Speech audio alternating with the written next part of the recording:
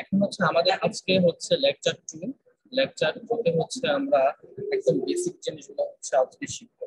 Basic জিনিস শিখবো, দেন হচ্ছে আমরা আমরা হচ্ছে ইকুইভ্যালেন্ট রেজিস্ট্যান্স নিয়ে পড়াশোনা করবো। তো প্রথমে হচ্ছে আমরা একটু জানি একদম বেসিক জিনিস, সেটা হচ্ছে চার্জ কি। চার্জ কি জানেন? এনিওয়ান? চার্জ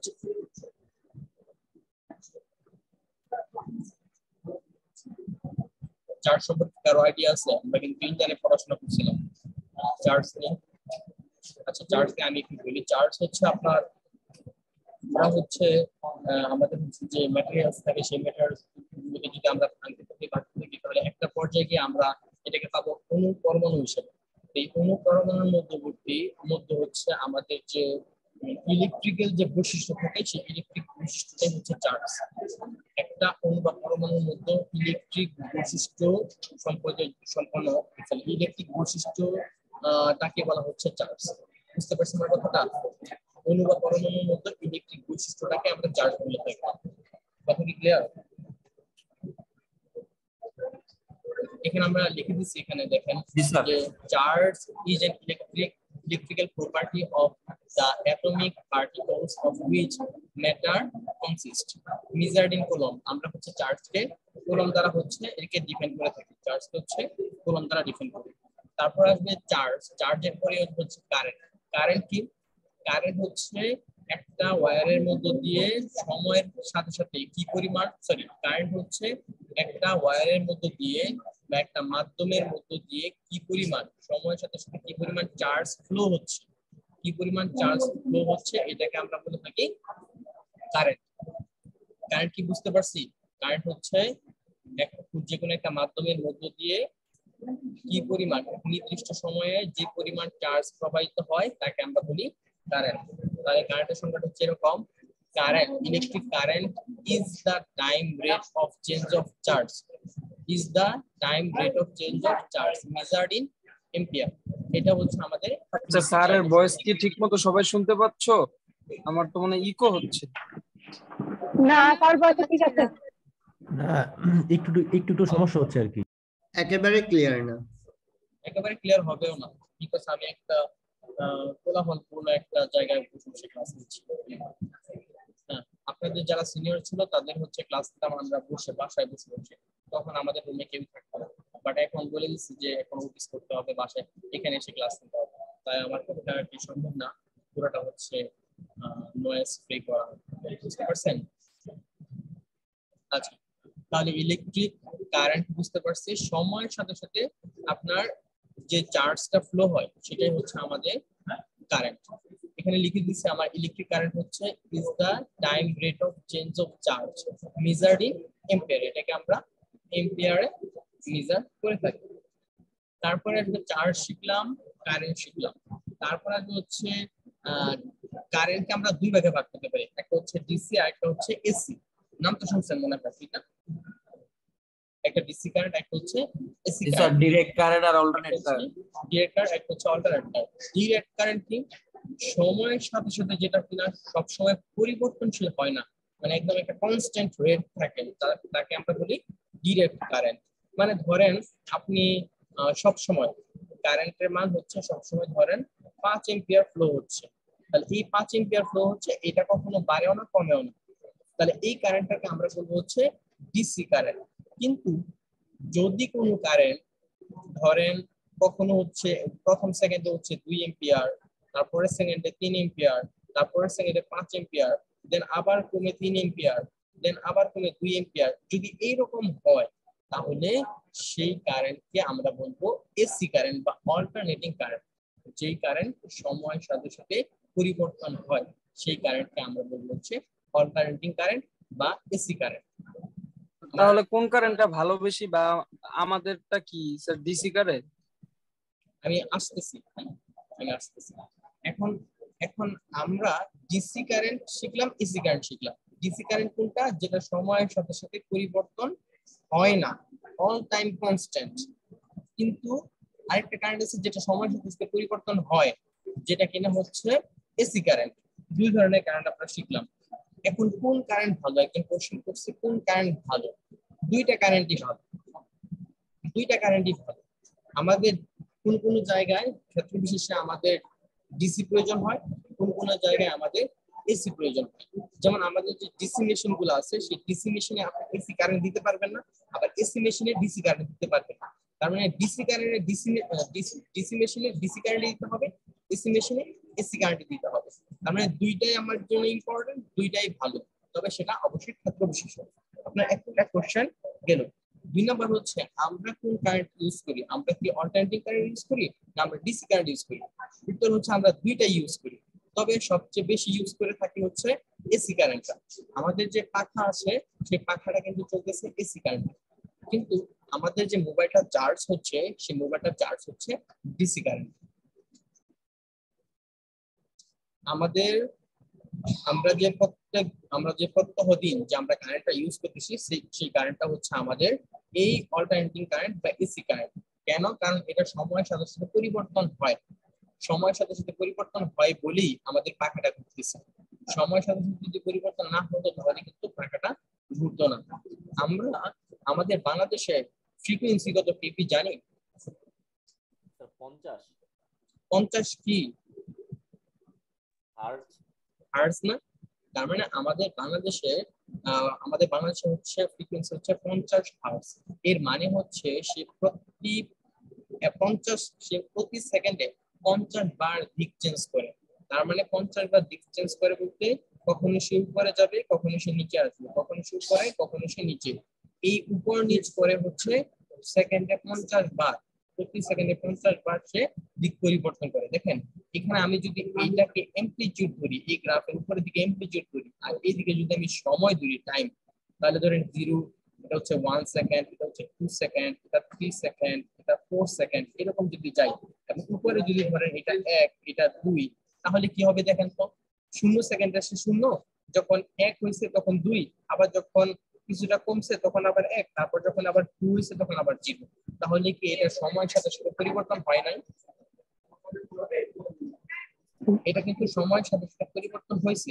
সুতরাং এই জিনিসটা হচ্ছে এসি, অল্টারনেটিং কারেন্ট। এই কারেন্টটা হচ্ছে অল্টারনেটিং কারেন্ট। গ্রাফটা হবে উপরে যেটা আঁকলাম সেটা, আমি একটু বড় করে যদি আঁকাই তাহলে অল্টারনেটিং কারেন্টের চিত্রটা হবে এইরকম,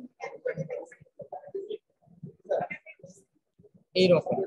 হ্যাঁ, এই গ্রাফের এই দিকে থাকবে হচ্ছে টাইম আর এই দিকে থাকবে হচ্ছে তার অ্যামপ্লিটিউড বা ম্যাগনিটিউড বলি।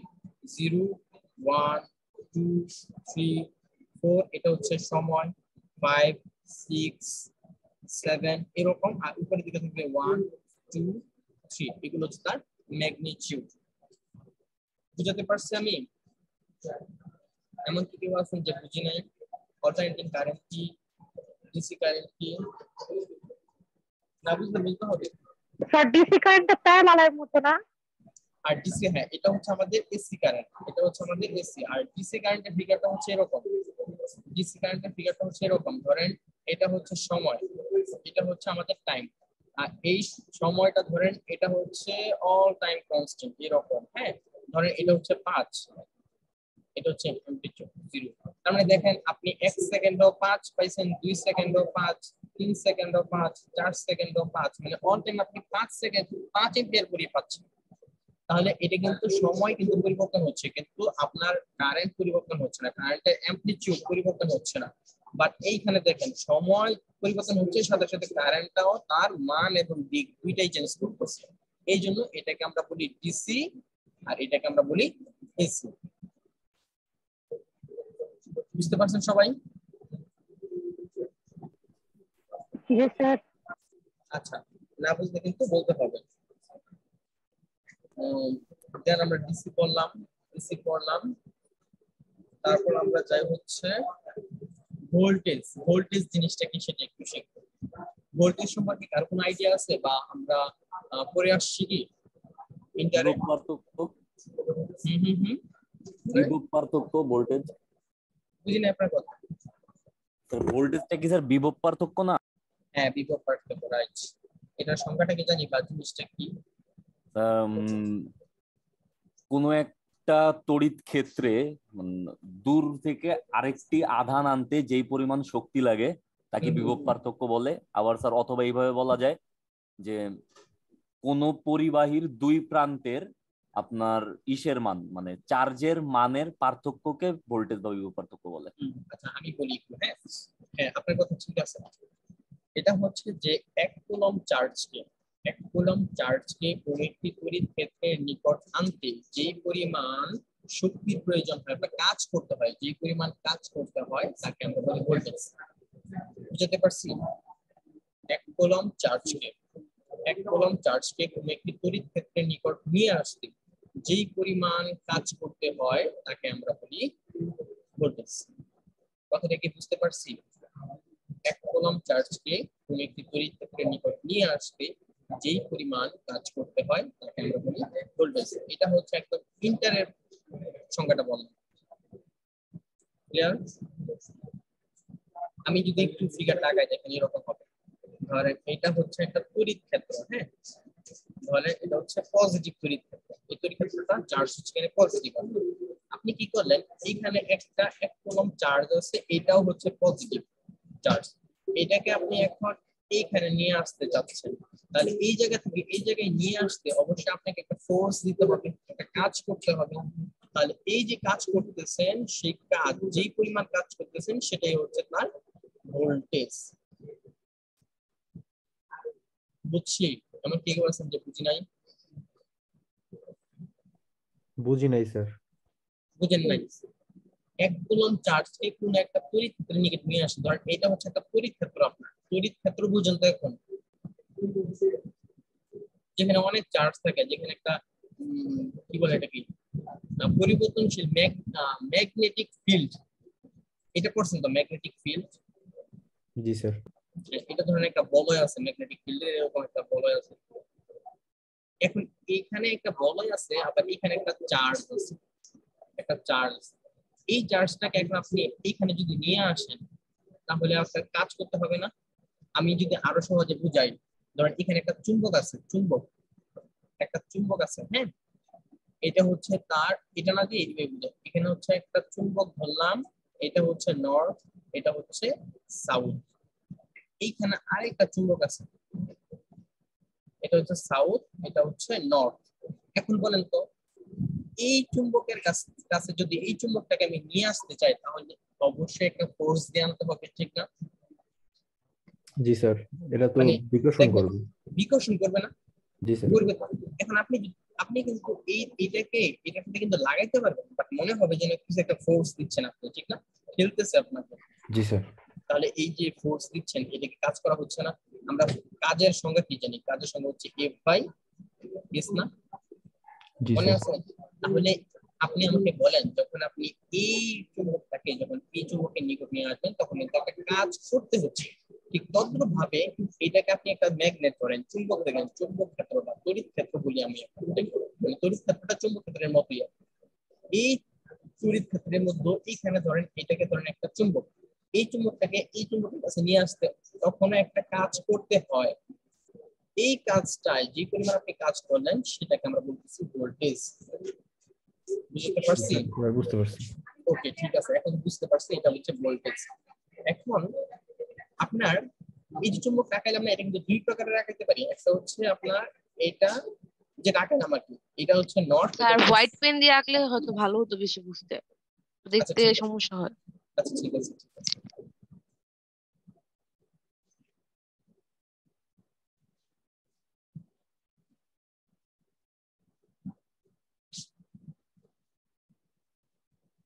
ওকে, আমি এটা কি করলাম, এটা হচ্ছে নর্থ আর এটা হচ্ছে সাউথ, আবার এইখানে সাউথ, এইখানে নর্থ।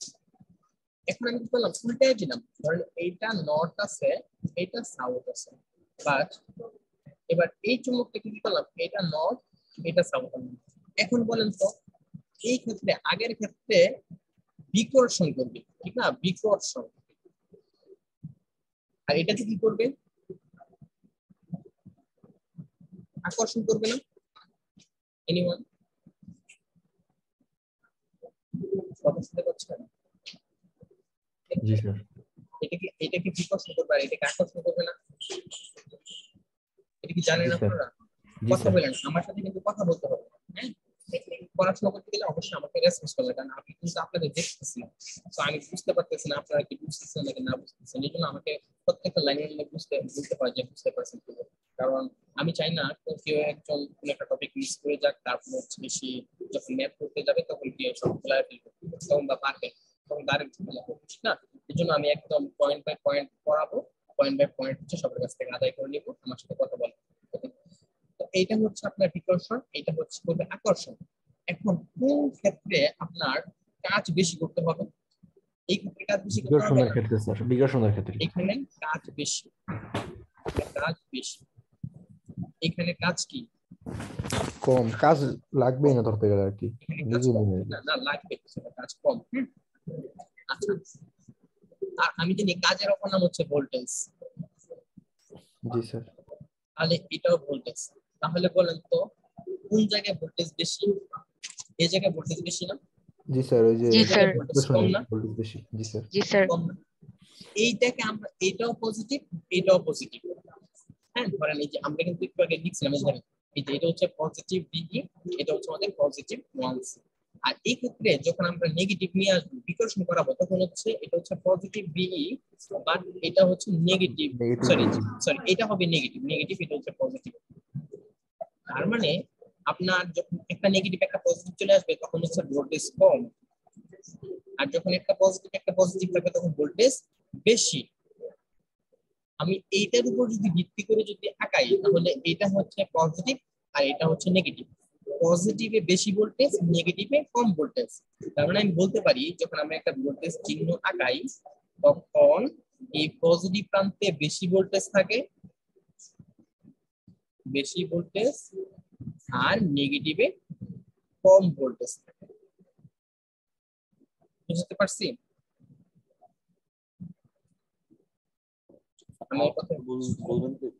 বলছি, যেখানে কাজ বেশি সেখানে ভোল্টেজ বেশি, যেখানে কাজ কম সেখানে ভোল্টেজ কম। কোথায় কাজ বেশি? এখানে কাজ বেশি, তার মানে এখানে ভোল্টেজ বেশি। শুনে কাজ বেশি। এই যে এটা পজিটিভ দেখেন। আর কোথায় ভোল্টেজ কম? নেগেটিভে ভোল্টেজ কম। আমরা এই ক্ষেত্রটাকে নেগেটিভ ধরছিলাম, তাহলে নেগেটিভে ভোল্টেজ কম। এই জন্য এখানে লিখছি যখন আমরা একটা ভোল্টেজ চিহ্ন আঁকাবো তখন পজিটিভে ভোল্টেজ বেশি হবে, নেগেটিভে ভোল্টেজ কম হবে। এটা কি বুঝতে পারছেন? জি স্যার। জি এটা স্যার। কিন্তু, এটা কিন্তু কোনো বইতে লেখা নাই, এটা আমি আপনাদেরকে একদম বেসিক্যালি নিজ থেকে, আমি নিজে থেকে শিখছি, নিজে থেকে আপনাদেরকে শিখেছি। এখন আমরা জানি একটা ভোল্টেজ চিহ্নকে হচ্ছে এইভাবে প্রকাশ করা হয়, এইভাবে, এটা পজিটিভ এটা নেগেটিভ, দেন হচ্ছে এইভাবে এটা হচ্ছে ভোল্টেজ। বুঝতে পারছেন? তাহলে ভোল্টেজ কি, ভোল্টেজ আসলে কিভাবে হয়, কেন এখানে বেশি ভোল্টেজ, কেন এখানে কম ভোল্টেজ হয়, বুঝতে পারছি? জি স্যার। ওকে, এখন আমাকে বলবেন কোথায় চার্জ বেশি থাকবে, এখানে চার্জ বেশি না এখানে চার্জ বেশি? স্যার চার্জ বেশি বলতে স্যার মানে চার্জ বেশি কোথায় থাকবে, মানে আমরা তো 1 কুলম্ব নিয়ে আসতেছি, ঠিক না? 1 কুলম্ব চার্জ নিয়ে আসতেছি। এখন আমি যদি অনেক চার্জ নিয়ে আসি, তাহলে দেখেন এটা কিন্তু বিকর্ষণ করতেছে, তার মানে চার্জ গুলা দূরে সরে যাবে, এখান থেকে দূরে সরে, তড়িৎ ক্ষেত্র থেকে দূরে সরে যাবে। এটা ধরেন তড়িৎ ক্ষেত্র থেকে দূরে সরে যাবে, কখন? পজিটিভে চার্জ দূরে সরে যায়, দেখেন পজিটিভে, সরি পজিটিভে চার্জ দূরে সরে যায়। আর নেগেটিভে কি হয়? নেগেটিভে হচ্ছে আকর্ষণ করেন, দেখেন এখানে বলছিলাম আমি এখানে আকর্ষণ করতেছে, তার মানে নেগেটিভে চার্জ আকৃষ্ট হয়, তার মানে নেগেটিভে চার্জ বেশি থাকে। তাহলে বললাম কি বললাম? নেগেটিভে চার্জ বেশি, পজিটিভে চার্জ কম। কম। কম। তার মানে আপনার স্যার নেগেটিভ, নেগেটিভে চার্জ বেশি, পজিটিভে চার্জ কম, আবার হ্যাঁ স্যার ভোল্টেজের ক্ষেত্রে উল্টা আর কি, তাই না? হ্যাঁ হ্যাঁ হ্যাঁ, আমি সেটাই বলতেছি। দেখেন আমি যদি একটা বর্তনী আঁকাই, তাহলে বর্তনীতে আমি বলতে পারি নেগেটিভ, আর আমরা জানি সব সময় চার্জ মানে কোন একটা পদার্থ বেশি জায়গা থেকে কম জায়গায় যায়, ঠিক না? জি স্যার। জি তার স্যার। মানে চার্জ নেগেটিভ প্রান্ত থেকে পজিটিভ প্রান্তের দিকে যাবে, কে যাবে? Charge, charge. আর কারেন্ট, কারেন্ট হচ্ছে বেশি ভোল্টেজ থেকে কম ভোল্টেজ আসবে, কারেন্ট বেশি ভোল্টেজ থেকে কম ভোল্টেজ আসবে। কথাটা কি ক্লিয়ার? জি স্যার। ওকে, তাহলে আশা করি আপনি ভোল্টেজ সম্পর্কে ধারণা পাইছেন, তাহলে ভোল্টেজ সম্পর্কে ধারণা পাইছেন, ভোল্টেজ হচ্ছে বেশি ভোল্টেজ থেকে কম ভোল্টেজ যায়। আমার কথা কি শুনতে পাচ্ছেন? জি স্যার। ওকে, তার মানে এখনো নেট যায় নাই, কারেন্ট চলে গেছে। আচ্ছা ঠিক আছে, তাহলে আমি দেখি এখন আমার স্লাইডে কি আছে। স্লাইডে বলছি যে ভোল্টেজ হচ্ছে is the energy required to move A unit charge through an element measured in voltage. এটা আপনাদের স্লাইড দেওয়া আছে, ওটা দেখে নিতে পারেন। যেটা আমি বলছি সেটা ইংলিশে লেখা আছে। এটা হচ্ছে আমার ভোল্টেজ নিয়ে পড়াশোনা করলাম। দেন হচ্ছে আমি কি এটা মুছে দিব এগুলা লেখাগুলা? এনিওয়ান, আমি কি লেখাগুলো মুছে দিব? জি স্যার, মুছে দেন। আচ্ছা ঠিক আছে, তাহলে আমি মুছে দিচ্ছি। আপনাদের রেকর্ডিং থাকবে, রেকর্ড থেকে হচ্ছে আপনারা একটু দেখে নিন। ওকে, এখন আসি আমরা ইন্ডিপেন্ডেন্ট সোর্স। ইন্ডিপেন্ডেন্ট সোর্স কোনগুলা? ইন্ডিপেন্ডেন্ট সোর্স হচ্ছে যেসব সোর্স তো বুঝি যারা হচ্ছে দেয়, যারা হচ্ছে আমরা যদি ইলেকট্রিক্যাল ভাষায় বলি তাহলে হচ্ছে যেসব ডিভাইস হচ্ছে আপনার ভোল্টেজ বা কারেন্ট হচ্ছে উৎপন্ন করে তাদেরকে আমরা বলি সোর্স। এখন ইন্ডিপেন্ডেন্ট সোর্স কি? যারা নিজে নিজে হচ্ছে আপনার সাপ্লাই দিতে পারে, অন্য কারোর উপর হচ্ছে ডিপেন্ড করতে হয় না, যেসব সোর্স তাদেরকে আমরা বলি ইন্ডিপেন্ডেন্ট সোর্স। আমি যদি বাস্তবিক ক্ষেত্রে উদাহরণ দিই, বাস্তবিক ক্ষেত্রে উদাহরণ দিতে চাই তাহলে হচ্ছে কি উদাহরণ দেওয়া যায়? কারণ সূর্য কথা শুনতে পাচ্ছেন আশা করি। জি স্যার। জি স্যার। সূর্য সে কি কোনো কারো কাছ থেকে কি আলো নেয়, না সে নিজে আলো তৈরি করে আমাদেরকে সাপ্লাই দেয়?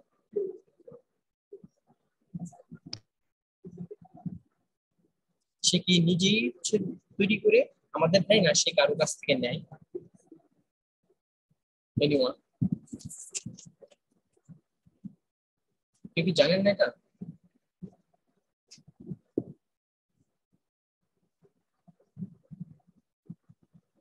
নীলা আছেন? নীলা, রাহনুমা নীলা?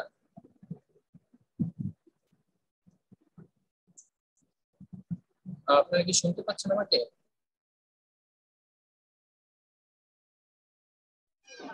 মোবাইল রে আমার এখানে কারেন্ট চলে গেছে, মাত্র মোবাইল দিয়ে ঢুকলাম। স্যার আপনার অডিওটা আসছে না, মেবি আপনার আরেকটা আইডি যেটা দিয়ে অডিও কানেক্ট করছিলেন ওইটা মানে ডিসকানেক্ট হয়ে গেছে।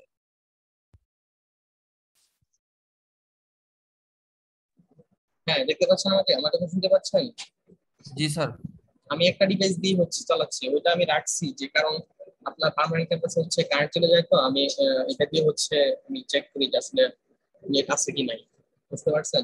কারণ এখানে নেটের খুব সমস্যা থাকে। আচ্ছা, আমি বলছিলাম যে সূর্য হচ্ছে আমার কি করে, সে হচ্ছে নিজে নিজেই হচ্ছে আলো তৈরি করে তারপর হচ্ছে আমাদেরকে সাপ্লাই দেয়, এটা আমরা জানি। হ্যালো, জি স্যার। কথা বলে। তো সূর্য কিন্তু চাঁদ সে কি নিজে নিজে আলো তৈরি করতে পারে? না জি না স্যার, ডিপেন্ডেন্ট সোর্স। সে কিন্তু সূর্য থেকে হচ্ছে ধার নেয় আলো, মানে সে হচ্ছে সূর্যের আলো আলোকিত হয়ে দেন হচ্ছে রাতের বেলা আমাদেরকে সেটা গিফট করে, ঠিক না? তাহলে আমি বলতে পারি সে কিন্তু ইন্ডিপেন্ডেন্ট, কারোর উপর ডিপেন্ড করতেছে না, ইন্ডিপেন্ডেন্ট। বা চাঁদ সে কিন্তু ডিপেন্ডেন্ট। কথাগুলো কি বুঝতে পারছেন? তাহলে জি স্যার। ডিপেন্ডেন্ট কোনটা, ইন্ডিপেন্ডেন্ট কোনটা? তদ্রুপ ভাবে যেসব আমাদের ইলেকট্রিক্যালেও যেসব সোর্স নিজে নিজে হচ্ছে ভোল্টেজ অর কারেন্ট তৈরি করতে পারে, ভোল্টেজ অথবা কারেন্ট তৈরি করতে পারে নিজে নিজে, তাদেরকে আমরা বলবো হচ্ছে ইন্ডিপেন্ডেন্ট সোর্স। আর যেসব সোর্স নিজে নিজে ভোল্টেজ তৈরি বা কারেন্ট তৈরি করতে পারে না, তাদের ভোল্টেজ অথবা কারেন্টের জন্য অন্য কোনো ইন্ডিপেন্ডেন্ট সোর্সের উপর ডিপেন্ড করতে হয়, তাদেরকে আমরা বলবো ডিপেন্ডেন্ট সোর্স। আমি সংজ্ঞা এখানে দিয়ে দিচ্ছি, একটু দেখে নেবেন। হ্যাঁ, এই যে ডিপেন্ডেন্ট সোর্স আছে, সংজ্ঞাটা দেখে নেবেন। হ্যাঁ, আশা করি এইটুকু পর্যন্ত আমাদের পড়াশোনা আপনারা বুঝতে পারছেন। হ্যাঁ জি স্যার। ওকে, এখন আসি আমরা আমাদের বিখ্যাত সেই ল, ওহমস ল। এগুলা কোথা থেকে পড়বেন? এগুলাই যে আমি আর্টিকেল নাম্বার দিয়ে দিচ্ছি এখানে, আপনারা একটু দেখেন। আর স্যার এটা কি স্যার বইয়ের আর্টিকেল নাম্বার তাই না? হ্যাঁ, বইয়ের আর্টিকেল। আচ্ছা স্যার বইয়ের স্যার কোন বইটা স্যার, প্রথম বইটা নাকি দ্বিতীয় বইটা? 1 নাম্বার বই। আমি সব বেশিরভাগই 1 নাম্বার বই পড়াবো। 1 নাম্বার বই। ওকে হ্যাঁ, স্যার সবচেয়ে ধন্যবাদ। বেশি 1 নাম্বার বই পড়াবো। হ্যাঁ, 2 নাম্বারটা কম পড়াবো জাস্ট যদি লাগে আর কি। ওকে, ওহমস লটা আমরা একটু শিখব। ওহমস ল আসলে আমি মনে করি এগুলো আগে পড়ছেন, ঠিক না? আগে জেনে আসছেন যে জিনিসটা কি। আমরা একটু আজকে সমস্ত ম্যাথমেটিক্সের হয়তো এক্সপেরিমেন্ট আকারে আপনারা ইন্টারে করে আসেন, আমরা একটু জাস্ট টাচ করবো যে আমাদের আসলে মনে আছে কিনা। ওহমস ল করতে গেলে আমাদেরকে সর্বপ্রথম যে জিনিসটা জানতে হবে সেটা হচ্ছে স্যার রেজিস্ট্যান্স। হ্যাঁ বলেন। স্যার আপনি যদি একটু কষ্ট করে আপনার যে হেডফোনের যে জ্যাকটা আছে এটা যদি স্যার ডিসকানেক্ট করে আবার যদি কানেক্ট করতে তাহলে স্যার একটু ভালো হতো মনে হয় স্যার। স্যার মাঝে মাঝে এরকম হয় আর কি। এরকম হয়, দাঁড়ান দেখি।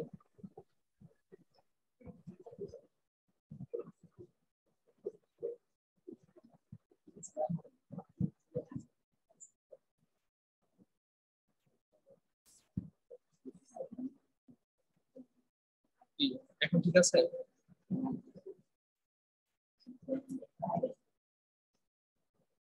এখন ঠিক আছে? স্যার আগে থেকে মনে হয় একটু ইমপ্রুভ হয়েছে কিন্তু সেমই লাগতেছে আর কি। সেমি লাগতেছে। জি স্যার। আচ্ছা স্যার ক্লাস করান স্যার, সমস্যা নেই। আচ্ছা আমরা একটু ক্লাস করি। হ্যাঁ, আচ্ছা স্যার সাউন্ড আগে থেকে ভালো হয়েছে স্যার। আগে থেকে ভালো হয়েছে। আচ্ছা ওইটা আমি দেখলাম যে ওইখানে লুজ কানেকশন ছিল, কানেকশন একটু লুজ ছিল। আচ্ছা ঠিক আছে, থ্যাংক ইউ যে বলছেন, হয়তো আমি দেখতাম না যে লুজ কানেকশন ছিল। এখন আগে থেকে বেটার হওয়ার কথা। আচ্ছা ঠিক আছে, আমরা হচ্ছে একটু ওহমস লটা শিখি। তো ওহমস ল শিখতে গেলে আমাদেরকে এট ফার্স্ট যেটা শিখতে হবে, যেটা জানতে হবে সেটা হচ্ছে রেসিস্টেন্স। রেসিস্টেন্স জিনিসটা কি? রেসিস্টেন্স হচ্ছে মানে রেসিস্টেন্সের বাংলা মিনিং হচ্ছে বাধা। মানে হচ্ছে আমি বাধা দিব এটাকে। এটা হচ্ছে বাধা। মানে একটা ওয়্যারের মধ্য দিয়ে যখন কারেন্ট ফ্লো হবে তখন এই কারেন্টটা হচ্ছে বাধাপ্রাপ্ত হয়। এই যে তার বৈশিষ্ট্য, বাধা দেওয়ার বৈশিষ্ট্য, সেটাই হচ্ছে রেজিস্ট্যান্স। আপনি কি বলতে পারছেন রেজিস্ট্যান্স জিনিসটা কি? একটা এলিমেন্টের যে বাধা দেওয়ার যে প্রবণতা সেটাই হচ্ছে তার রেজিস্ট্যান্স। বুঝতে পারছি? Anyone? জি স্যার বুঝছি। দাঁড়ান, আমি একটু, এটা হচ্ছে বাধা। হ্যাঁ, আর ধরেন আপনি এক দৌড়াচ্ছেন, আপনি হচ্ছে কোনো একটা মাঠ দিয়ে দৌড়াচ্ছেন, তো দৌড়াতে হঠাৎ করে আপনার ফ্রেন্ড এসে আপনার সামনে এসে পড়লো, তখন আপনার স্পিডটা একটু স্লো হয়ে যাবে। এই যে স্পিডটা স্লো হয়ে গেল, কেন হয়ে গেল? কারণ আপনার ফ্রেন্ড সামনে এসে পড়ছে এই জন্য। তাহলে এই আপনার ফ্রেন্ডটা হচ্ছে আপনার জন্য বাধা, রেজিস্ট্যান্স। এটাকে ইলেকট্রিক্যাল ভাষায় আমরা কিভাবে বলতে পারি সেটা একটু দেখি। রেজিস্ট্যান্স, দি রেজিস্ট্যান্স মানে আর দ্বারা প্রকাশ করি এটাকে আমরা, of an element denotes its ability to resist the flow of electric current. মানে ইলেকট্রিক কারেন্ট যে ফ্লো হচ্ছে সেটাকে রেজিস্ট করা বা বাধা দেওয়ার যে ক্ষমতা সেটাকে আমরা বলি হচ্ছে রেজিস্ট্যান্স। এটাকে আমরা প্রকাশ করে থাকি হচ্ছে ওহম দ্বারা। তার চিহ্নটা হচ্ছে এরকম, এটা আপনারা দেখছেন। এটাকে আমি যেহেতু এটা হচ্ছে একটা ওয়্যারের বৈশিষ্ট্য, একটা তারের বৈশিষ্ট্য, একটা ওয়্যার, ধরেন একটা ওয়্যার আছে আপনার কাছে, এই ওয়্যারের বৈশিষ্ট্য। তাই এই রেজিস্ট্যান্সটাকে আমরা কিভাবে মেজার করতে পারি? এই রেজিস্ট্যান্সটাকে আমরা মেজার করতে পারি R equals to rho L by A, এই সূত্র দ্বারা। এই সূত্রটাকে আপনারা দেখছেন, এটাকে আমরা বলি রো, এটা হচ্ছে এরিয়া, এ হচ্ছে এরিয়া, আর এটা হচ্ছে তার লেন্থ, মানে ওয়্যারটা কত বড় আর এটা কতটুকু প্রশস্ত, আর তার একটা কনস্ট্যান্ট ভ্যালু থাকে রো। এটা দ্বারা হচ্ছে আপেক্ষিক রূপ বলি, এটা দ্বারা হচ্ছে আমরা রেজিস্ট্যান্সটা মেজার করে থাকি। এটা কি জানেন আপনারা? সূত্রটা দেখছেন? দেখলাম আগে স্যার। দেখছিলাম। ওকে ঠিক আছে, দেন হচ্ছে আমরা দেখি এই সূত্রটা আমি এখানে নিয়ে আসছি। তারপর হচ্ছে ওহমস ল। এখন আসি ওহমস ল কি। ওহমস ল হচ্ছে, আমি একটু বর্ণনা করি। বিজ্ঞানী ওহম নামে একজন আছে, উনি দেখছেন যে ভোল্টেজ এবং কারেন্টের মধ্যে একটা রিলেশন আছে। ভোল্টেজ এবং কারেন্টের মধ্যে হচ্ছে একটা রিলেশন আছে।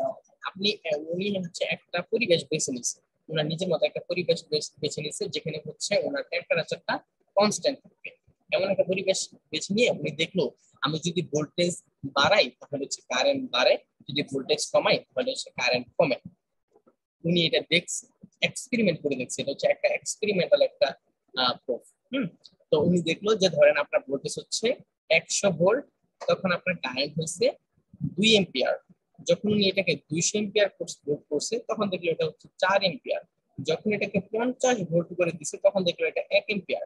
তাহলে বলেন তো যখন ভোল্টেজ বাড়তেছে তখন দেখেন কারেন্ট বাড়তেছে, যখন ভোল্টেজ কমতেছে তখন হচ্ছে তার কারেন্টটা কমতেছে। তাহলে এই ভোল্টেজ এবং কারেন্ট এর মধ্যবর্তী কি সম্পর্ক দাঁড়ায় বলেন তো?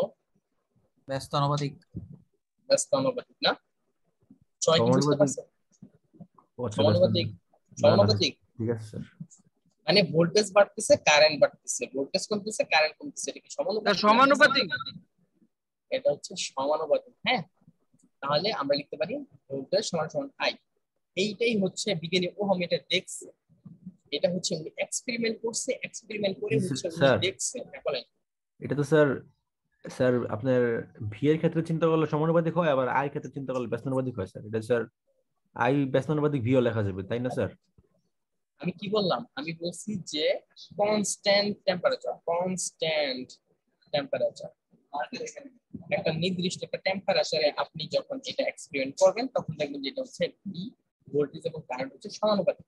কিন্তু আপনি যদি এটা যদি কনস্ট্যান্ট না রাখেন, টেম্পারেচার যদি কনস্ট্যান্ট না রাখেন, যদি আপনার ওয়্যারটা যদি কনস্ট্যান্ট না থাকে, ওয়্যার যদি চেঞ্জ হয়, ওয়্যারের ম্যাটেরিয়াল যখন চেঞ্জ হয় তখন এই ভোল্টেজটা আই এর ব্যস্তানুপাতিক হয়ে যায়। এটা আমরা একটা কেস ধরবো না, এখন এটা বাদ দিচ্ছি। আমরা হচ্ছে ভোল্টেজটা কারেন্টের সমানুপাতিক ধরবো কখন? যখন কনস্ট্যান্ট টেম্পারেচার হয়। বুঝতে পারছি আমি আপনার কথাটা? জি স্যার। ওকে, ঠিক আছে। এটাই বিজ্ঞানী ওহমস বলছে।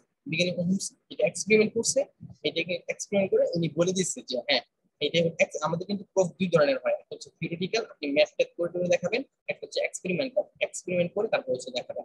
তো ওহমস হচ্ছে এক্সপেরিমেন্ট করে তারপর হচ্ছে এই প্রুফটা উনি দিয়েছে যে ভি সমানুপাতিক হচ্ছে আই। আশা করি এটা বুঝতে পারছেন। দেখেন এখানে হচ্ছে ওহমস লটা বলা আছে, এখানে হচ্ছে ওহমস লটা বলা আছে। ওহমস ল হচ্ছে states that voltage V across a resistor is directly proportional to the current I flowing through the resistance বা resistor।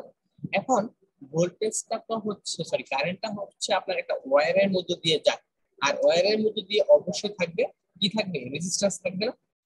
ওয়্যারের মধ্যে মাস্ট বি একটা রেজিস্ট্যান্স থাকবে। এমন কোনো ওয়্যার নাই যার মধ্যে রেজিস্ট্যান্স নাই। তো কি হয় আমরা বলতে পারি এই ভোল্টেজটা হচ্ছে যখন আমরা অ্যাপ্লাই করব তখন এর ভিতর দিয়ে কারেন্ট ফ্লো হবে, কারেন্টটা যাবে হচ্ছে রেজিস্টরের মধ্য দিয়ে, এবং এই ভোল্টেজটা হচ্ছে কারেন্টের সমানুপাতিক। এটা আমরা বলি হচ্ছে এটাকে আমরা বলি হচ্ছে ওহমস ল। এখন একটু খেয়াল করেন, আমি বলছিলাম ভি সমানুপাতিক হচ্ছে আই, অর এই সমানুপাতিক চিহ্ন যদি আমি উঠিয়ে দেই তাহলে এই সমানুপাতিকের পরিবর্তে কি হয় বলতে পারবেন? কে হবে না স্যার?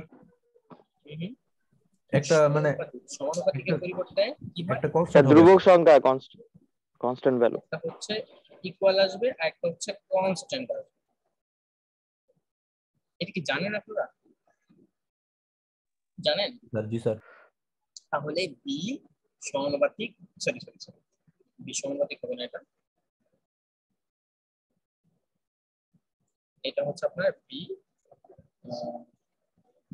কি আসবে? বি সমান আসবে, বি সমান কে ইনটু এই যে আইটা আছে এই আইটা আমি গুণ করে দিলাম। এখন এই কনস্ট্যান্টটা কোনটা নিব?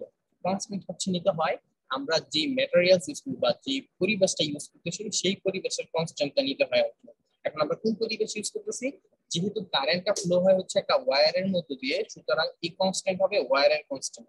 এখন ওয়্যারে কি থাকে? ওয়্যারে থাকে হচ্ছে রেজিস্ট্যান্স আর, তার কনস্ট্যান্ট হচ্ছে রেজিস্ট্যান্স আর, এই জন্য আমরা কে এর জায়গায় আর বসাবো, আর আই, অর্থাৎ ভি ইকুয়ালস টু আই আর। এটা হচ্ছে ওহমের ল, ওহমের সূত্র থেকে আমরা এই সূত্রটা নিয়ে আসতে পারি। বুঝতে পারছি? এনিওয়ান? জি স্যার। বুঝি নাই? ওকে, ঠিক আছে, এটা আমরা বুঝতে পারছি। দেন এখানে আসি তারপর হচ্ছে আর দুটো জিনিস শেখাবো, একটা হচ্ছে শর্ট সার্কিট কি, একটা হচ্ছে ওপেন সার্কিট। শর্ট সার্কিট কি? শর্ট সার্কিট হচ্ছে যেখানে কোনো ধরনের রেজিস্ট্যান্স নাই। ধরেন আপনার হচ্ছে আমি এখানে একটা ভোল্টেজ সোর্স নিলাম, এখানে হচ্ছে এটা হচ্ছে ধরেন একটা ভোল্টেজ সোর্স ভি দ্বারা প্রকাশ করলাম, আর আমাদের একটা ওয়্যার নিলাম, ওয়্যারে যেহেতু রেজিস্ট্যান্স থাকে এজন্য আমরা এখানে একটা রেজিস্ট্যান্স দিয়ে দিলাম। রেজিস্ট্যান্সের চিহ্ন হচ্ছে এটা, এটাকে আর দ্বারা প্রকাশ করলাম। এখন আমি যখন এই ভোল্টেজটা অন করে দিব তখন এর ভিতর দিয়ে একটা কারেন্ট ফ্লো হবে, এটাকে আমরা বলি আই। তো এর ভিতর দিয়ে যখন আই কারেন্ট ফ্লো হবে, সরি মানে ভোল্টেজ দিলাম, কারেন্ট আই ফ্লো হলো। এখন কোন কারণে ধরেন এই রেজিস্ট্যান্সের মানটা জিরো হয়ে গেছে, যখন জিরো হয়ে যাবে তখন এই রেজিস্ট্যান্সটা আর থাকবে না, তখন আমরা এই ফিগারটাকে আমরা লিখতে পারি এইভাবে। দেখেন এখানে কিন্তু আমি কোনো রেজিস্ট্যান্স দেখাই নাই, জাস্ট একটা লম্বা টান দেখাইছি। এখানে বলতেছি রেজিস্ট্যান্স জিরো, এই যে জিরো হয়ে গেল রেজিস্ট্যান্স, এটাকে আমরা বলি শর্ট সার্কিট। কি বলি এটাকে আমরা? Short circuit. অর্থাৎ শর্ট সার্কিট হচ্ছে যেখানে যে সার্কিটে রেজিস্ট্যান্সের মানটা জিরো হয়ে যায় বা জিরোর একদম কাছাকাছি চলে যায়, তাকে আমরা বলি শর্ট সার্কিট। বুঝাতে পারছি? জি স্যার। ওকে, এখানে আমি সূত্রটা সংজ্ঞাটা দিয়ে দিচ্ছি। আর ওপেন সার্কিট কোনটা? ওপেন সার্কিট হচ্ছে যেখানে রেজিস্ট্যান্সের মানটা ইনফাইনাইট হয়ে যায়। জিরোর বিপরীত ইনফাইনাইট না, ইনফাইনাইট হয়ে যায়। তো জিরো এটা কি রকম হবে? ধরেন আমি হচ্ছে এখানে একটা ভোল্টেজ নিলাম, এখানে হচ্ছে আমরা একটা রেজিস্ট্যান্স ছিল, এখানে একটা রেজিস্ট্যান্স ছিল, কিন্তু এটা ইনফাইনাইট হয়ে যায়। ইনফাইনাইট হয়ে যাওয়া মানে হচ্ছে ওপেন হয়ে যায়, ওপেন। এর ভিতর দিয়ে কোনো কারেন্ট ফ্লো হতে পারবে না, একদম ওপেন হয়ে গেল। এখানে আর এর মান হচ্ছে ইনফাইনাইট, এইটাকে আমরা বলি ওপেন সার্কিট। যেহেতু একদম ওপেন হয়ে গেছে অর্থাৎ রেজিস্ট্যান্সের মান হচ্ছে ইনফাইনাইট, এজন্য আমরা এটাকে বলে থাকি ওপেন সার্কিট। বুঝতে পারছি ওপেন সার্কিট কিংবা শর্ট সার্কিট কোনটা? জি স্যার। ওকে, এটা হচ্ছে ওপেন সার্কিটের সংজ্ঞাটা। তাহলে আমাদের বেসিক মোটামুটি শেষ। এখন হচ্ছে আমরা পড়ব কিরশফস ল। কিরশফস ল, কিরশফস ল নাম শুনছেন? জি জি স্যার। স্যার। কিরশফস ল এর নাম শুনছেন? এই কিরশফস ল আছে, কিরশফ একজন বিজ্ঞানী নাম, উনি হচ্ছে আমাদের সার্কিট সলিউশন করার জন্য দুইটা সূত্র দিয়েছিল। এই দুইটা সূত্রকে আমরা একত্রে বলি কিরশফস ল। একটা হচ্ছে কেভিএল আর একটা হচ্ছে কেসিএল। কিরশফস ভোল্টেজ ল আর একটা হচ্ছে কিরশফস কারেন্ট ল। নাম দুটো কি পরিচিত? জি স্যার। ওকে, তাহলে কিরশফস ভোল্টেজ ল কোনটা? বিজ্ঞানী কিরশফস বলতেছে, আচ্ছা কোনটা current law? Kirchhoff's current law. Current law কোনটা? বিজ্ঞানী কিরশফস বলতেছে যে কোন একটা নোডে যদি ইনকামিং কারেন্ট এবং outgoing current, sorry incoming current এবং আউটগোয়িং কারেন্ট সবসময় সমান হবে, এটা বলতেছে কিরশফস। বা কোন একটা সার্কিটে টোটাল কারেন্টের যোগফল হবে 0। দুইটা কথা বুঝেন, একটা হচ্ছে কি বললাম, কোন সার্কিটে কারেন্ট ফুল টোটাল কারেন্ট কত হবে? টোটাল কারেন্ট কত হবে? 0 হবে। 0, এটা তার একটা কথা। 2 নাম্বার, অথবা আপনি এটা দ্বারা বুঝতে পারেন, অথবা ইনকামিং কারেন্ট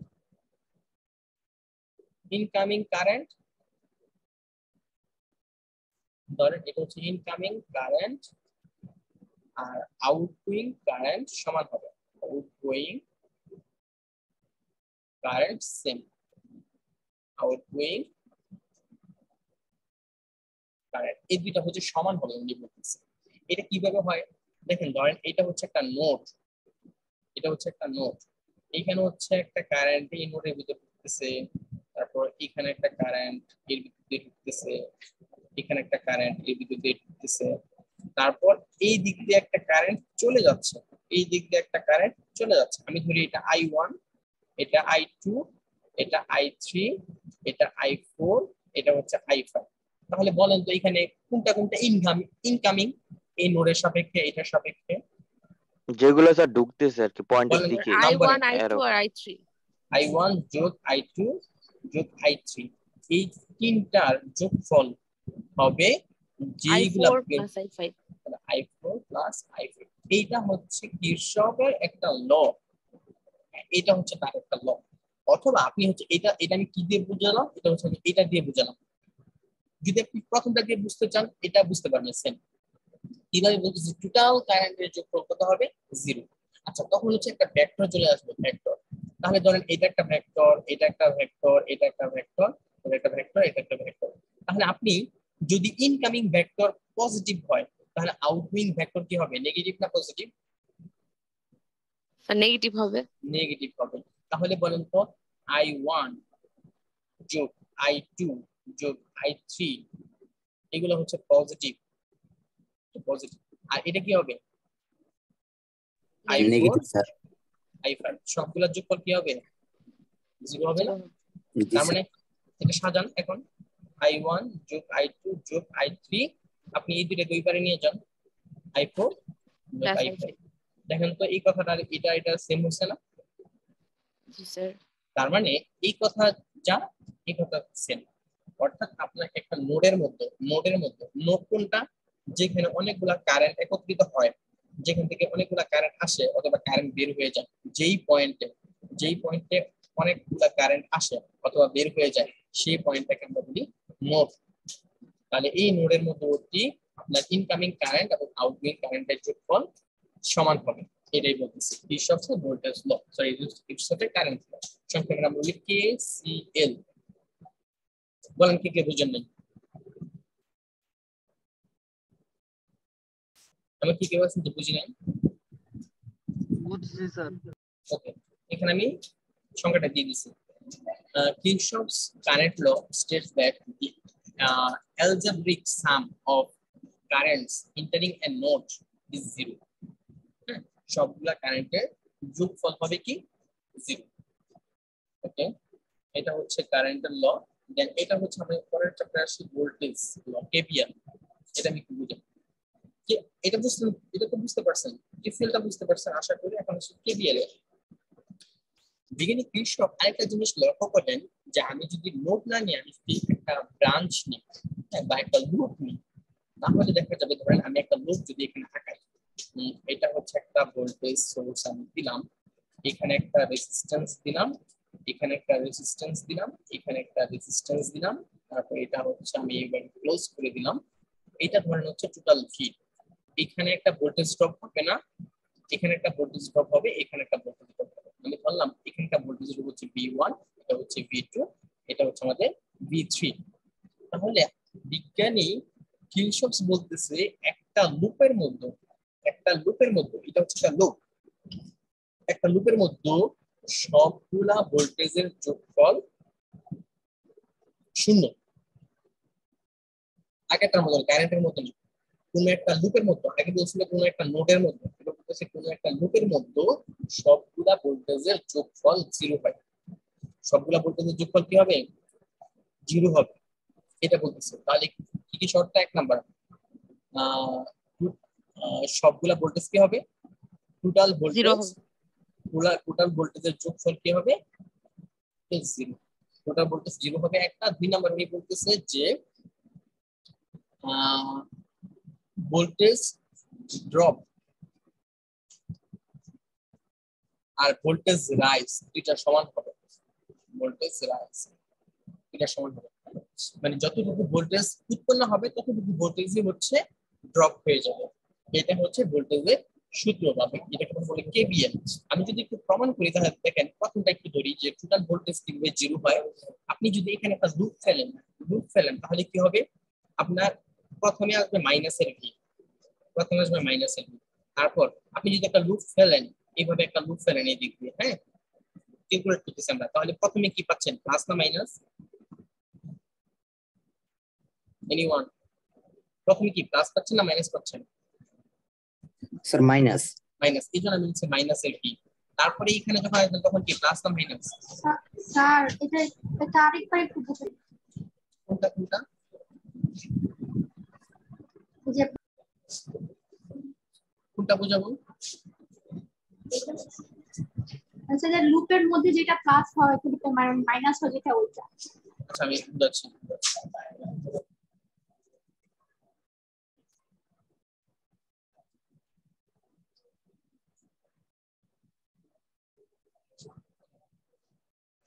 আমি মুছে দিলাম।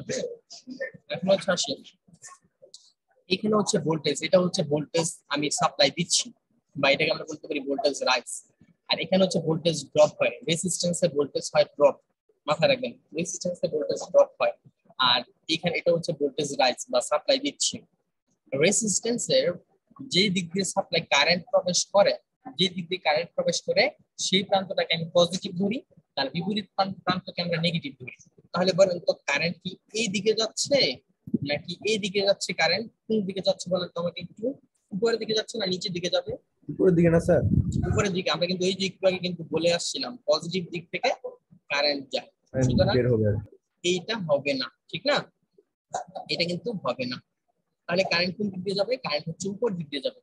আমি বলছি কি রেজিস্ট্যান্সের যেই প্রান্ত দিয়ে কারেন্ট প্রবেশ করে সেটাকে আমরা প্লাস দিই, তাহলে এটা প্লাস, তাহলে এটা কি হবে? মাইনাস না? মাইনাস। আবার কারেন্টটা এই দিক দিয়ে আসবে, আসলে এটা প্লাস হবে, এটা মাইনাস হবে। কারেন্টটা তারপর এই দিক দিয়ে আসবে, তাহলে এটা প্লাস হবে, এটা মাইনাস হবে। তাহলে প্লাস মাইনাস দেওয়াটা বুঝতে পারছেন সবাই? জি স্যার।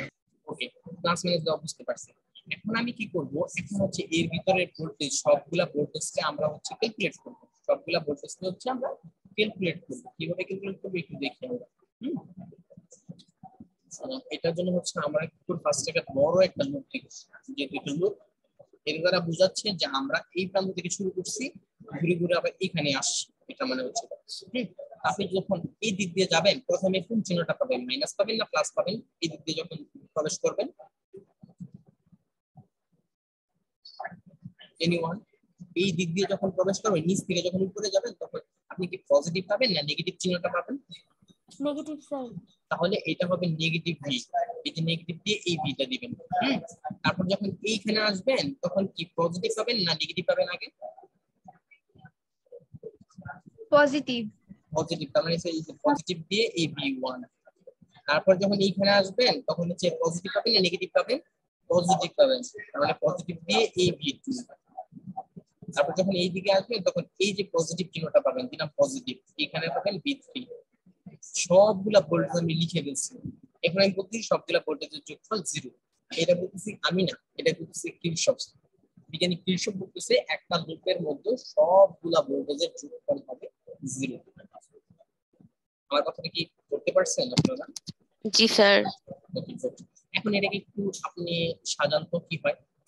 আপনি যদি এটাকে এবারে নিয়ে যান তাহলে এরকম দাঁড়ায় কিনা, ঠিক না? জি স্যার।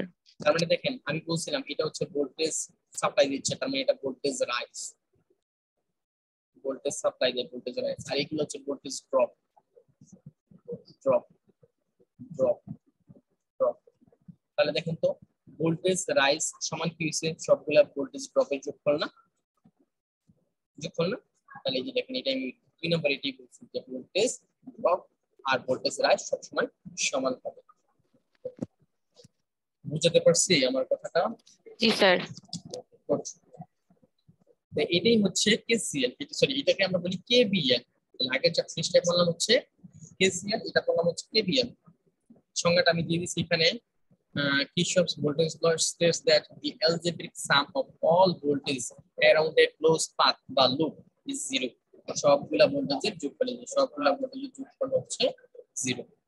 আশা করি এটা নিয়ে কারো কোনো কোশ্চেন থাকার কথা না। আমি খুব ভালো করে বুঝেছি, আমার কাছে মনে হচ্ছে, আপনাদের কাছে কি মনে হচ্ছে একটু বলবেন? আপনারা কি বুঝতে পারছেন? জি স্যার, বুঝতে পারছি। তাহলে কেপিএল, এই যে এটা হচ্ছে আমাদের কেসিএল, সরি এটা হচ্ছে আমাদের কেসিএল বুঝাইলাম, আর এটা হচ্ছে আমাদের কেবিএল। আমি এটা মুছলাম না, একটু দেখলে ভালো হয়।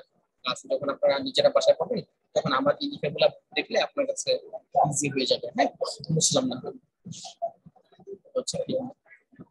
এখন আসে আমরা, স্যার আজকে কি আরো পড়াবেন নাকি স্যার? হ্যাঁ আমাদের ক্লাস তো 12টা পর্যন্ত। কেন আপনারা গেছেন? স্যার স্যার সকাল থেকে স্যার ক্লাস করলাম তো স্যার, 9টা থেকে ইংলিশ ক্লাস করলাম, এই জন্য স্যার বললাম। এইভাবে আমি যদি 1 ঘন্টা ক্লাস শেষ করে দিই তাহলে তো আমার কোর্স শেষ হবে না, তখন আমি কি করব? স্যার পড়ান আর কি স্যার, মানে স্যার বেশি গভীর কিছু পড়ান আর কি স্যার, মাথায় থাকবে না, সেটাই বললাম আর কি। কিন্তু আপনারা একটু ফ্রি থাকবেন আর কি, কারণ আমার তো কোর্স শেষ করতে হবে, ঠিক না? আচ্ছা আমি একটু বেসিকটা ক্লিয়ার করি। হ্যাঁ বেসিক। স্যার আমাদের কি এগুলো স্লাইড দেয়া হবে না? আমি তো দিয়ে দিছি স্লাইড। স্যার ওইখানে তো সবকিছু দেয়া নাই। হ্যাঁ, ছোট আকারে দেয়া। এই জন্য আমি বলছিলাম আমি স্লাইড কিন্তু সবসময় পরে দিই, ক্লাস করানোর পরে দিই। কেন? কারণ হচ্ছে যে স্লাইডের মধ্যে হচ্ছে আমার লেখাগুলো থাকে। আগে যদি স্লাইড দিয়ে দিই তাহলে কিন্তু আমার লেখাগুলো থাকবে না। তাহলে কি আপনি পরে দিয়ে দিবেন? আমি সবসময় পরেই দিই, কিন্তু আপনারা তো চাইছেন যে স্যার আমাদের আগে দিয়ে দিন, এই জন্য আমি গতকাল দিয়ে দিয়েছি। কারণ আপনারা বলেন কোনটা চান, আপনারা কি আগে নেবেন না পরে নেবেন? স্যার দিয়ে দিলে ভালো হয় না? আগে দিব না পরে দিব কোনটা? স্যার এই পড়ার সময় স্যার আগে দিয়ে দেন। একবার। হ্যাঁ স্যার আগে দিয়ে দেন, আগে তাহলে দিয়ে দেন। আমরা একটু পড়তে পারবো। জি স্যার। তার মানে আমার এই দিকে কোনো দরকার নাই তো? না স্যার এগুলো তো বুঝবো। স্যার ওরা ভাবছে না, স্যার আমি একটা কথা বলি স্যার। আগের সেমিস্টারে যেভাবে স্যার পরে বেটার স্যার, তাহলে আপনার যে মানে এক্সপ্লেনেশন গুলো থাকে ওগুলো সহ বুঝতে পারবো পুরো জি স্লাইডটা। স্যার সেটাই স্যার, আপনার স্যার এখন যেগুলো করেন না স্যার ওগুলাই দিয়ে দিন আর কি, মানে আসলে আপনি যে ছবি টবি আঁকায় বুঝাইছেন। একটা কোর্সের সাথে আরেকটা কোর্সের অনেক পার্থক্য থাকে, একটা টিচারের সাথে আরেকটা টিচারের পড়ানো অনেক পার্থক্য থাকে। হ্যাঁ, প্রত্যেকটা টিচার হচ্ছে নিজের মতো করে পড়ায়। সো আপনারা যদি বলেন যে স্যার ওইভাবে পড়াইছে, আপনি এইভাবে পড়ান, টাফ হয়ে যাবে আর কি। স্যার আমরা তো ভার্সিটিতে অ্যাডমিট হওয়ার পর থেকেই স্যার আমাদের প্রত্যেকটা সেমিস্টারে প্রত্যেকটা কোর্সে মানে ভার্সিটি থেকে একটা স্লাইড দিয়ে দেয় স্যার। এটা ভার্সিটি থেকে দেয় না, ওটা টিচার দেয়। স্যাররা দেয় আর কি স্যার, ওটা সব স্যাররা সেকশনে সেম স্লাইড থাকে আর কি। আচ্ছা সবাই একটু চুপ করি। আচ্ছা ঠিক আছে স্যার বলেন। আপনি স্যার এখন যেভাবে আপনার পিডিএফটা পড়ালেন না, মানে আপনার ছবি টবি আঁকা, স্যার আপনি এই সেম পিডিএফটা স্যার দিয়ে দেন আর কি, মানে ক্লাসের পরে পরে আর কি, তাহলে স্যার আমাদের জন্য সুবিধা হবে। আচ্ছা ঠিক আছে, আমি একটু তাহলে আমি একটু শেষ করি। জি স্যার সেটাই স্যার করুন। আচ্ছা আমরা হচ্ছে এখন পড়াবো হচ্ছে equivalent resistance. Equivalent resistance, equivalent resistance. এক মিনিট আমি একটু দেখে নিই, কারণ আমার স্লাইড ছিল এগুলো করতে গেলে। আচ্ছা আচ্ছা বুঝতে পারছি, এগুলো আসলে আমার কাছে আছে। আচ্ছা এটা আমি এখানে রাখছিলাম এমনিতেই, মানে এটা বোঝানোর জন্য যে এটা হচ্ছে আমাদের লুপ, এটা হচ্ছে আমাদের লুপ, আর এটা হচ্ছে আমাদের এটা লাগবে না, এটা আমাদের দরকার আছে। হ্যাঁ, সিরিজ রেজিস্টার আর একটা হচ্ছে ভোল্টেজ ডিভিশন। হ্যাঁ, এই দুটো একটু শিখবো আমরা। সিরিজ রেজিস্টার কি? সিরিজ রেজিস্টার করছি আমরা, মনে আছে আপনাদের? মানে একটা সিরিজকে যখন আপনারা সমবায় করছেন, প্যারালাল করছেন, সমান্তরাল আর হচ্ছে শ্রেণী সংযোগ যেগুলা। হ্যাঁ ওইখানে আমরা কি করি, আমরা বলছিলাম যে আমাদের যখন অনেকগুলা রেজিস্ট্যান্স শ্রেণী আকারে সাজানো থাকে, হ্যাঁ, তখন সবগুলা কে আমরা যোগ করে একটা মাত্র রেজিস্ট্যান্স দ্বারা প্রকাশ করতে পারি। ধরেন এটার মান হচ্ছে 5, এটার মান হচ্ছে 2, এটার মান হচ্ছে 3, এটার মান হচ্ছে ধরেন 2। সবগুলা কিভাবে আসে? শ্রেণীতে আছে না হচ্ছে সমান্তরালে আছে? এনিওয়ান? সবগুলো কি শ্রেণীতে আছে না সমান্তরালে আছে? স্যার এটা সমান্তরালে আছে। এটা সমান্তরালে আছে, ঠিক না? বুঝতে পারছেন সবাই? জি স্যার। স্যার এটা শ্রেণী, এটা হচ্ছে শ্রেণীতে আছে। এটা কি আছে শ্রেণীতে? এটাকে আমরা ইংলিশে বলি সিরিজ। সিরিজ আছে স্যার। কিভাবে? ধরেন এটা হচ্ছে একটা এ, এটা হচ্ছে বি। হ্যাঁ, আরেকটা রেজিস্ট্যান্স ধরেন এটা হচ্ছে এ প্রান্ত, এটা হচ্ছে বি প্রান্ত। আরেকটা ধরেন এটা হচ্ছে এ প্রান্ত, এটা হচ্ছে বি প্রান্ত। যখন এ প্রান্তের সাথে বি প্রান্ত যুক্ত হবে, এ প্রান্তের সাথে বি প্রান্ত যুক্ত হবে, তখন হচ্ছে এটা শ্রেণীতে থাকবে বা সিরিজে থাকবে। কিন্তু যদি এর সাথে এ, ধরেন এটা এ, এটা বি, এটা এ, এটা বি, এটা এ, এটা বি, যখন এর সাথে এ, এর সাথে এ, যখন বি এর সাথে বি যুক্ত হবে, তখন আমরা এটাকে বলবো এটা সমান্তরাল। প্যারালাল। বুঝতে পারছি আমি কোনটা শ্রেণী কোনটা সমান্তরাল? চিনতে পারবেন এখন? ওকে ঠিক আছে, ঠিক আছে। আমি কি বললাম যে আমাদের যে শ্রেণী থাকবে বা সিরিজ থাকবে, এই সিরিজ সবগুলার যোগফল হচ্ছে আমাদের কি হয়? সবগুলার যোগফল একটা আকারে প্রকাশ করা যায়। ধরেন এটা হচ্ছে 5, এটা 2, এটা 3, এটা 2, তাহলে সবগুলোকে আমরা একটা মাত্র রেজিস্ট্যান্স দ্বারা প্রকাশ করতে পারবো, সেটা হচ্ছে সবগুলার যোগফল। তাহলে 5 2 7 10 12, এটা হচ্ছে 12। এটাকে আমরা লিখতে পারি আর ইকুইভ্যালেন্ট ইকুয়ালস টু 12, আর ইকুইভ্যালেন্ট ইকুয়ালস টু 12। বুঝাতে পারছি আমি? এনিওয়ান তুমি কি বলছেন বুঝি নাই?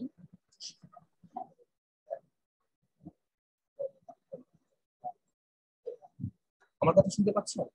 জি স্যার, বুঝতে পেরেছি। কথা বলেন। দেখেন এখানে আমি একটা ফিগার নিয়ে আসছি, এখানে ফিগারটা বোঝা যাচ্ছে না, আমি একটু ফিগারটাকে আগায় নিয়ে আসছি।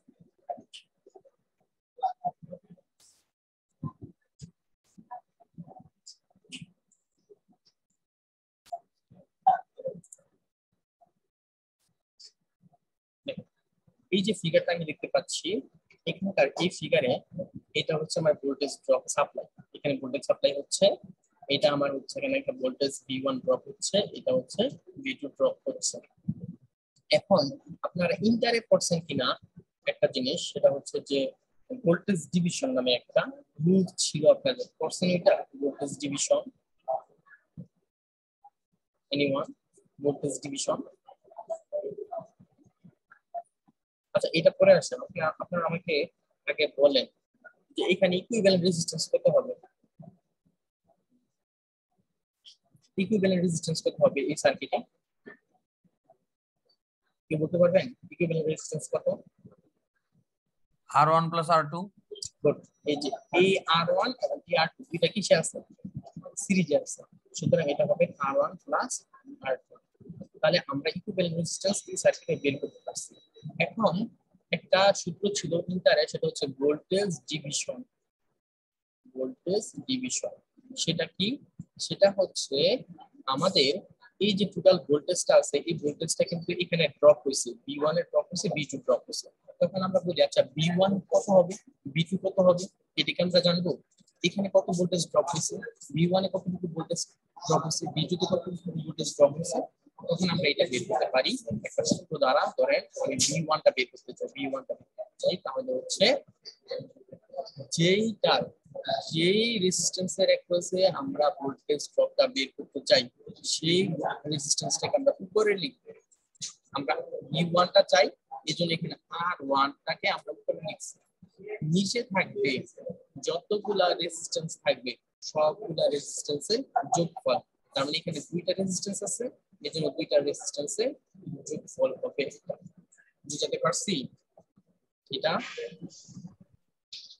এনিওয়ান? জি স্যার। আচ্ছা, তারপর হচ্ছে এখানে হবে গুণাকারে হবে যে টোটাল ভোল্টেজটা থাকবে, যে ভোল্টেজটা আমরা সাপ্লাই দিচ্ছি সেই ভোল্টেজ, এটা হচ্ছে V1। তাহলে আমাকে বলেন তো V2 কত হবে? V2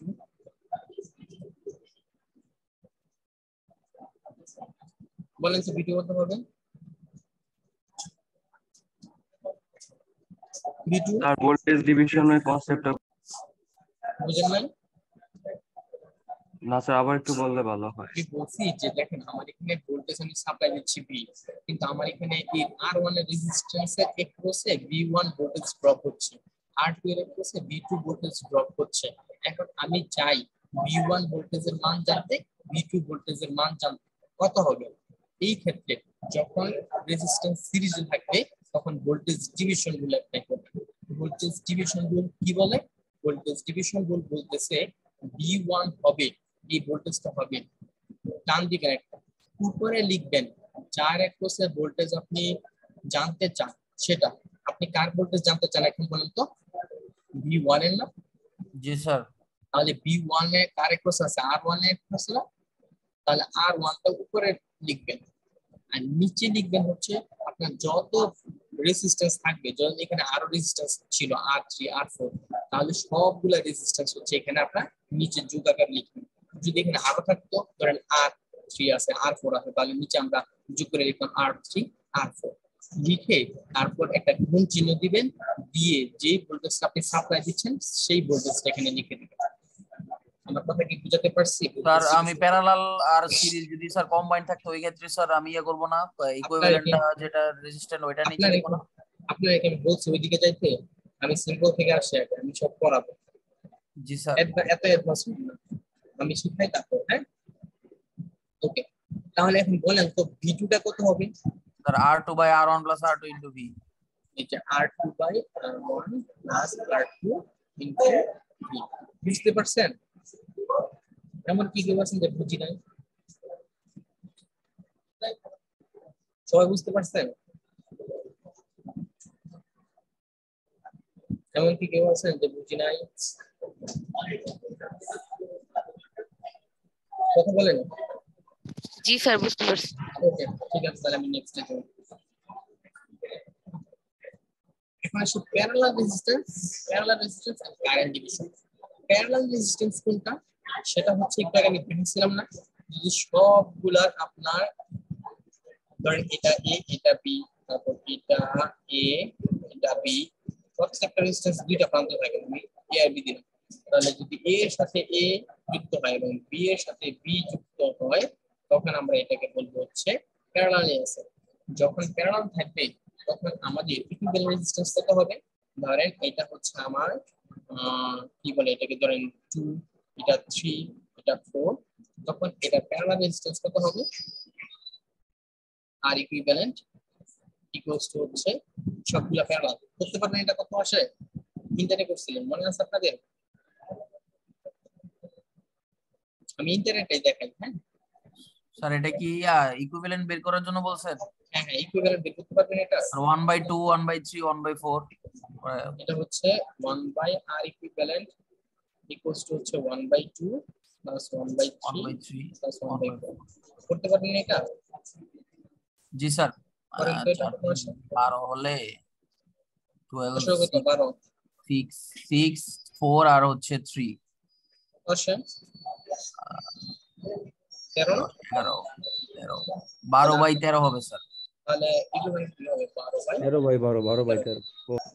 এগুলো যদি করেন ক্লাসে অনেক সময় লাগবে না? 12/13 ওই যে অনেক সময় লাগবে না? দিয়ে দিয়েছি।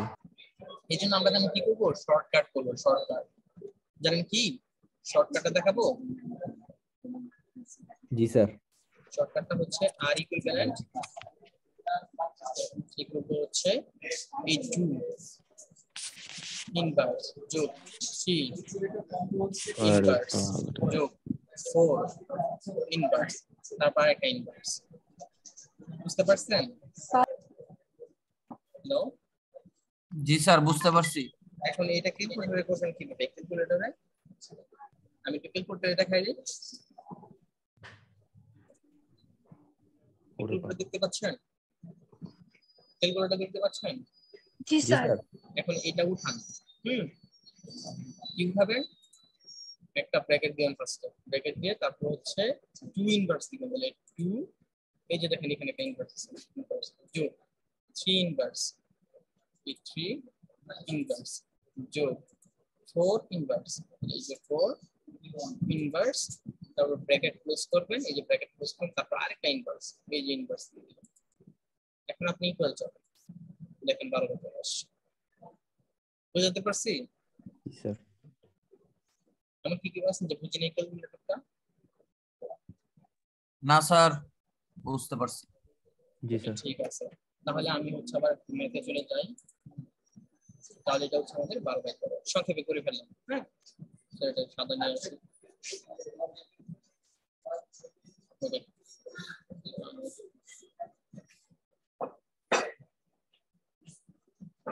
আচ্ছা এটা হচ্ছে আমাদের 12/13। এটা হচ্ছে আমার প্যারালাল কিভাবে করে। এখন আসি ভোল্টেজ কারেন্ট ডিভিশন নিয়ে। ভোল্টেজ ডিভিশনটা আমরা শেষ করলাম, কারেন্ট ডিভিশন নিয়ে। আচ্ছা শেষ করি। কারেন্ট ডিভিশনটা একটু বুঝি আপনাদের। হ্যাঁ সবসময় মনে রাখবেন কারেন্ট ডিভিশন হচ্ছে প্যারালালের ক্ষেত্রে হয়, ভোল্টেজ ডিভিশন সিরিজের ক্ষেত্রে হয়।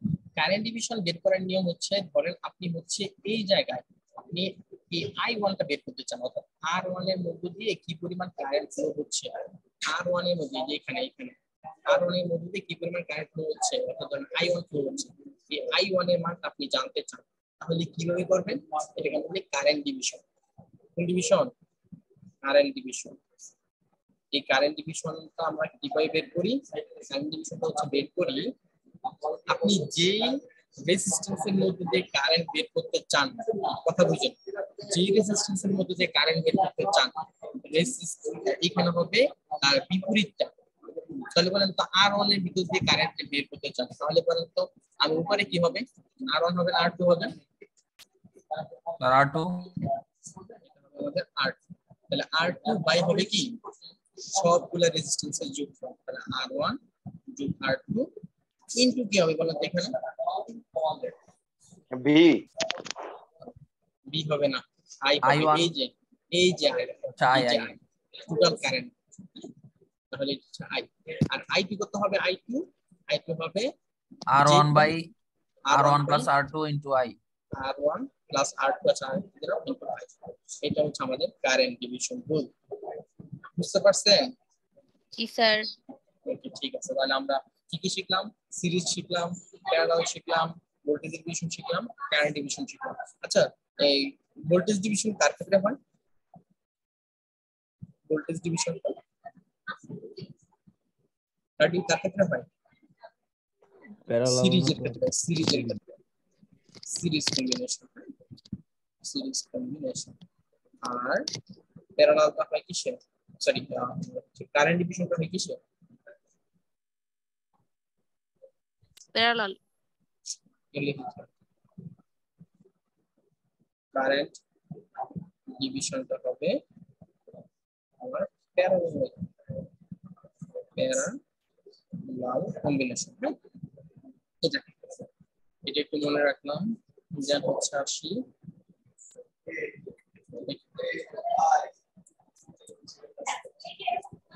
স্যার কারেন্ট ডিভিশন যদি একাধিক রোধ থাকে সেক্ষেত্রে কিভাবে ক্যালকুলেশন হবে? বুঝি নাই স্যার কারেন্ট ডিভিশনে একাধিক রোধ থাকলে সেটা কি হবে, সেটা আমি শিখাবো পরে। আচ্ছা শিখাই দিই, আপনি যখন বলছেন এখানে শিখে আপনাকে। হ্যাঁ ধরেন আপনার হচ্ছে এটা কি করবেন, এটা হচ্ছে আপনার R1, এটা হচ্ছে আপনার R2, এটা হচ্ছে আপনার R3, এটা হচ্ছে আপনার R4, এটা তো বলতেছেন ঠিক না? এখন আপনি এখানে ধরেন একটা ভোল্টেজ আপনি দিলেন, এখানে হচ্ছে একটা টোটাল কারেন্ট ধরেন আপনি জানেন I, এখন এর ভিতর দিয়ে হচ্ছে I1 কারেন্ট যাচ্ছে, এর ভিতর দিয়ে I2, এর ভিতর দিয়ে ধরেন I2, এর ভিতর দিয়ে I3, এর ভিতর দিয়ে হচ্ছে I4, এটা হচ্ছে R1, এটা হচ্ছে R2, এটা হচ্ছে R3, এটা হচ্ছে R4। এখন আপনাকে শুধুমাত্র বলছে ফাইন্ড I1, এটা আপনাকে বলছে ঠিক না? আপনি তো এটাই জানতে যাচ্ছেন ঠিক না? এনিওয়ান? আচ্ছা এটা কিভাবে করব, এটা করার জন্য তো আপনাকে এটা একটু সিম্পলিফাই করতে হবে। কিভাবে সিম্পলিফাই করবেন আমাকে দেখায় দেই, কিভাবে সিম্পলিফাই করবেন। এটা হচ্ছে প্রথমে আপনি এই ভোল্টেজটা নেবেন, নেওয়ার পরে যার মধ্যে দিয়ে হচ্ছে আপনি যে জানতে চান, ধরেন আপনি হচ্ছে I1টা জানতে চাচ্ছেন, তাহলে এটাকে আপনি পরিবর্তন করবেন না, এটাকে আপনি যেভাবে আছে সেভাবে লিখে রাখবেন। এটা হচ্ছে R1, এটা হচ্ছে I1, হ্যাঁ? আর বাকি যেই কয়েকটা থাকবে সবগুলার প্যারালাল করে নেবেন। তাহলে বলেন তো সবগুলার প্যারালাল, আমি এখানে R2 R3 এই দুইটা প্যারালাল করলে এখানে একটা রেজিস্ট্যান্স পাবো না, এটা হচ্ছে R ইকুইভ্যালেন্ট। তাহলে বলেন তো R2 আর R3 এর প্যারালাল কি হবে, R2 inverse plus R3 inverse. বুঝতে পারছেন? জি স্যার। এখন আপনি করতে পারবেন, I1টা বের করতে পারবেন, R ইকুইভ্যালেন্ট বাই হচ্ছে R1 plus I equivalent into হচ্ছে I, এই হচ্ছে আপনার I1। স্যার R4টাকে আমরা স্যার স্কিপ করছি না এখানে? হ্যাঁ সরি আমি দেখিনি, R4 টা নিয়ে নেবেন এখানে প্লাস R4 ইনভার্স, এই তো ঠিক আছে? জি স্যার বুঝতে পারছি। স্যার এটা আবার একটু বলেন। মানে উনি বলতেছেন যে আমার যদি আমি প্রোডাক্ট দুইটা দিই, এখন যদি হচ্ছে আমার অসংখ্য যদি রেজিস্ট্যান্স আমার ইয়ে থাকে, প্যারালাল থাকে, তখন আমি কিভাবে বের করব, তখন আমি এখানে অনেকগুলা নিচ্ছি, নেওয়ার পরে বলতেছি এটাকে আপনি দুইটা বানাবেন, দুইটা যদি দেখেন আপনি দুইটাই বানাবেন, যেটার মধ্য দিয়ে আপনি কারেন্ট চাচ্ছেন সেটাকে আপনি কনস্ট্যান্ট রাখবেন, এটাকে ঠিক রাখবেন, আর বাকি যতগুলা থাকবে সবগুলা প্যারালাল করে দিবেন। কারণ আমি এই R3 R2 R3 R4 সবগুলার প্যারালাল করে আমি একটা নাম দিছি R ইকুইভ্যালেন্ট।